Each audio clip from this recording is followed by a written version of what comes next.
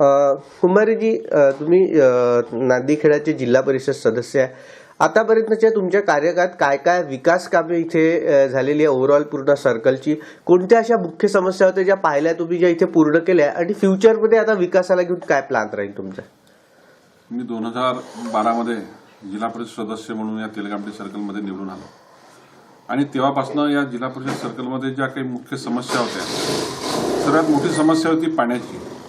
मी जिल्हा परिषदच्या माध्यमातून आपलं राष्ट्रीय पेयजल योजना, जलस्वराज योजना, नव आरोग्यामध्ये पुष्कळशे पाईपलाईनचे सोर्स त्या ठिकाणी तयार केले आणि पाणी टंचाईमध्ये सुद्धा त्या काही नव्या योजना, हँडपंप वगैरे या परिसरामध्ये जे काही होते तेवढे पूर्ण गावामध्ये मी एक व्यवस्थित आणि एक चांगली शुद्ध पाण्याची पाणी जनतेला मिळेल अशी मी या पूर्ण सर्कलमध्ये व्यवस्था केलेली आहे.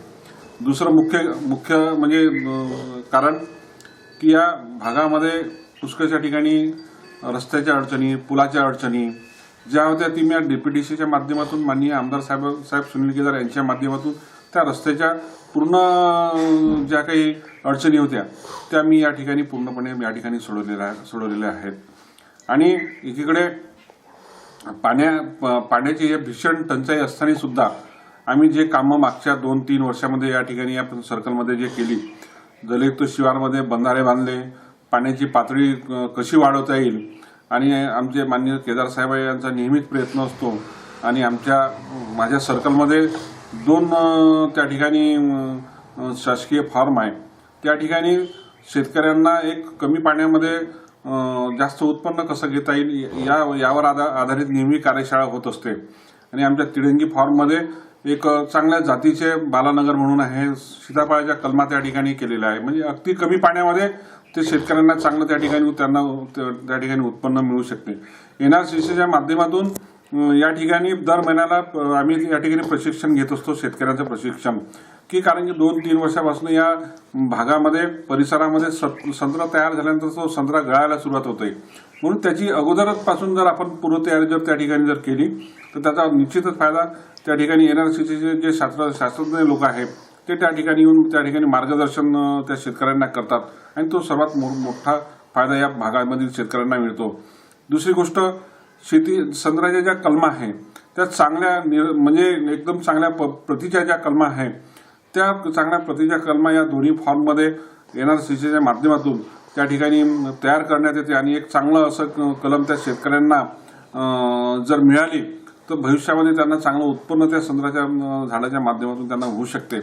आणि आपण जर पाहतो, वेळोवेळी आपण पाहतो प्रत्येक वेळेस दरवर्षी कशाचा ना कशाचा दुष्काळ, गारपीट या अनेक भानगडी त्या ठिकाणी निर्माण होतात. मग अशा याच्यामध्ये आपण शेतकऱ्यांसाठी जर आपण काय करू शकतो, उदाहरणार्थ आम्ही यावेळेस आमदार साहेबांनी मका जर आपण पेरला तर मक्याचं चांगलं एक भरघोस उत्पन्न त्या ठिकाणी होऊ शकते, भावही चांगला असतो. आणि त्याचा जो कडवा आहे, जो चारा आहे, तो चारा म्हणजे आपलं दुधाळू जे जनावर आहे, आपल्या शेतीला पूरक जो व्यवसाय आहे त्याच्यासाठी तो चांगला एक त्या ठिकाणी फायदा त्या ठिकाणी होऊ शकतो. आणि म्हणून आम्ही नेहमी सातत्यानं या जिल्हा परिषद सर्कलमध्ये, या तालुक्यामध्ये माननीय आमदार साहेबांच्या, सुनील केदार यांच्या माध्यमातून मी नेहमी सातत्यानं शेतकऱ्यांच्या ज्या काही अडीअडचणी आहे, ज्या सर्वसामान्यांच्या ज्या अडीअडचणी आहे, हा आम्ही नेहमी सोडवण्याचा प्रयत्न करत असतो. कुंभारे साहेब, एक प्रश्न असा विचारतो की गावामध्ये जर छोटे छोटे उद्योगधंदे आले तर किती फायदा गावातल्या लोकांना आणि शेतकऱ्यांना होऊ शकतो? आणि कुठेतरी शासनाचं दुर्लक्ष वाटत आहे का हे येण्यामागचं कारण? नाही, जसं आता एक छोटं जर गाव आहे त्या ठिकाणी उद्योगधंदा जर म्हटलं, या गावामध्ये 100% लोक शेतकरी आहे, शेतमजूर आहे.